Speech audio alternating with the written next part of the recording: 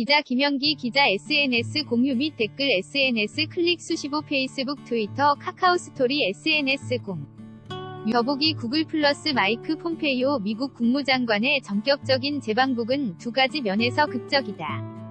먼저 김정은 북한 국무위원장이 중국 다롄으로 건너가 시진핑 중국 국가주석과 40여일 만에 랑데부 정상회담을 연 바로 다음날 미 국무장관을 평양에서 맞이했다.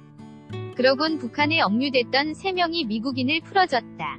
미국에 맞선 북중 연합전선이 펼쳐지나 했더니 바로 하루 만에 급반전이었다. 북한 노동당 기관지 노동신문이 9일 게재한 김정은 국무위원장의 중국 랴오닝, 성다롄 방문 사진. 김 위원장이 8일 다롄 동쪽 외곽 해변에 있는 방추이다오 영빈관에서 시 주석과 만나고 있다. 또 하나는 평양을 찾은 미국 측 인사들의 면면. 지난 3월 31일부터 4월 1일에 걸친 10시간 평양 출장에 나섰던 폼페이오 국무장관, 당시 CIA 국장은 물론 백악관 국가안 보회의 NSC-의 매슈 포틴저 아시아 담당 선임보좌관, 그리고 국무부 브라이언 훅 정책계획국장과 헤더 나워트 대변인 등이 출동했다. 포틴저는 트럼프 행정부 출범 이후 백악관의 한반도 정책을 사실상 진두지휘해 온 핵심 인사다.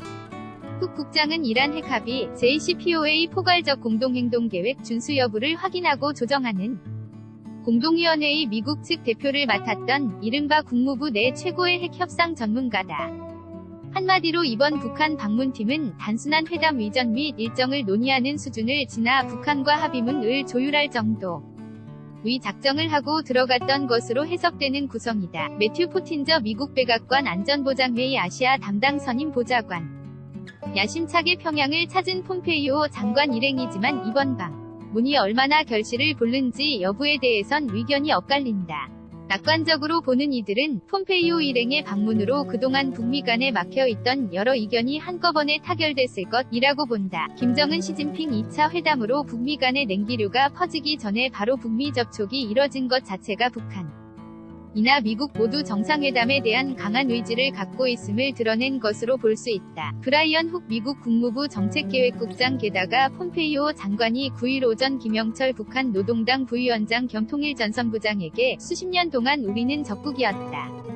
이제 이런 갈등을 해결하자고 말한 것은 북한이 그간 줄기차게 전개해온 북한 적대시 정책 철회 요구에 호응한 측면이 있다. 하루 전 김정은 위원장이 시 주석과의 회담에서 북한에 대한 적대시 정책과 안전 위협을 제거하기만 하면 북한은 핵을 보유할 필요가 없고 비핵화는 실현 가능하다고 말한 것에 우린 그럴 뜻이 있다는 의사를 전달한 셈이다.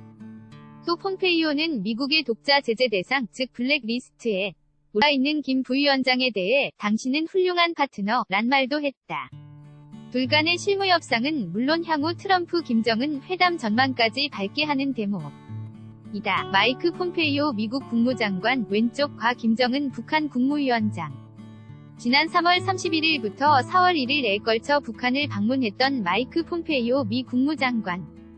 당시 중앙정보국 국장, 왼쪽 이 김정은 북한 국무위원장과 악수를 하고 있다.